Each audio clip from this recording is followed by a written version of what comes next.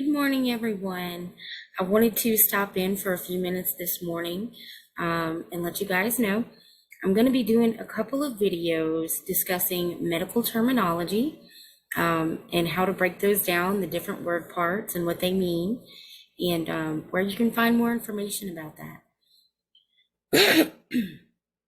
I know that medical terminology is one of the things that new students, especially those who've never worked in the medical industry, struggle with the most. They get really overwhelmed by seeing these huge terms that they don't really know what they mean.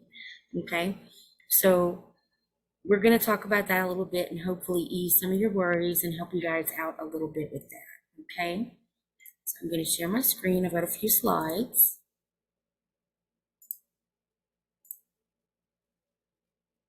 Okay, so medical terminology.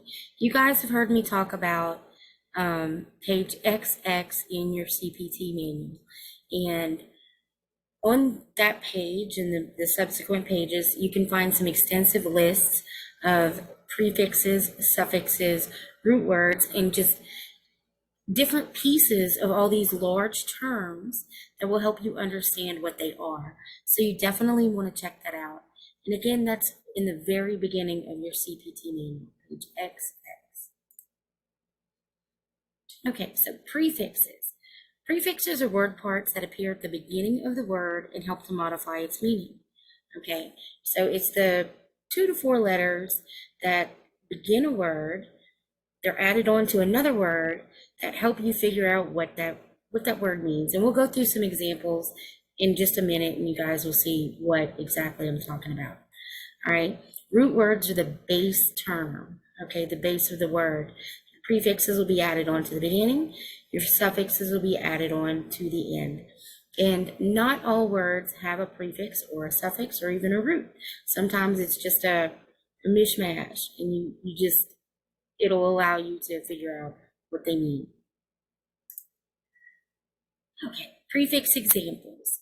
All right, now different prefixes will clue you into different things. This first set that we're going to talk about have to do with numbers, okay? The first one is mono, meaning one.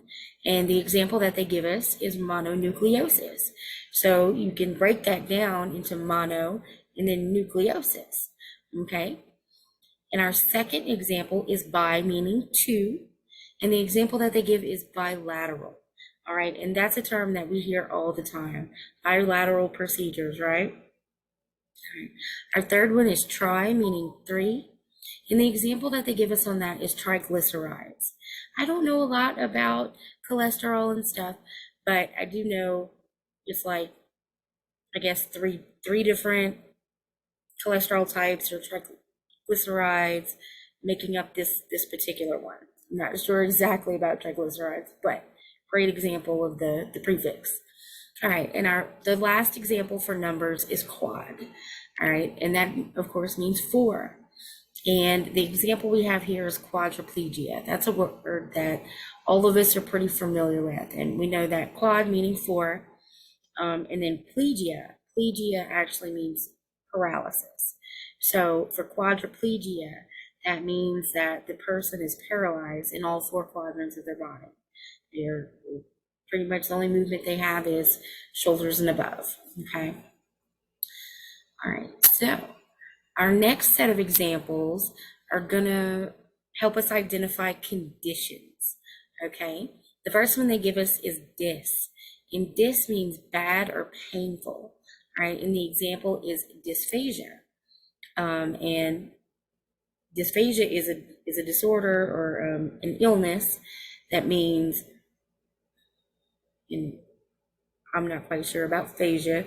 I think it has something to do with your skin, a painful skin condition. So, painful aphasia. All right, so our next one, I have a typo there. It's actually supposed to be HOMO, homo, which means the same. And a common word that has that prefix is homosexual. And we know that homosexual means of the same sex. Someone that, is attracted to someone of the same sex.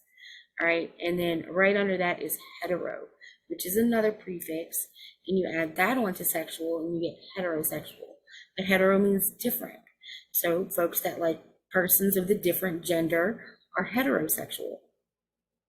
The last example for conditions is mal, which also means bad or poor. And our example here is malnourished. We've heard that word a lot, I'm sure, and it just means poorly nourished. The person is undernourished or poorly nourished. Okay? All right, our next set of examples, and this is the last one, are going to identify directions. Okay? And our first one is ab, which means away from. And the example is abduction. Okay, so think about that, abduction, taking away. Abduction, is the removal. Ab is away from, you're taking it away from. Okay, our second one is ecto, which means outside, ECTO. This is one we see a lot in different conditions and different procedures and things like that. And ecto means outside. And a common example of this is ectopic. An ectopic pregnancy is one that is outside of the uterus. It's generally, I believe, in the fallopian tubes or somewhere in that area, but it's outside of the actual womb. Okay.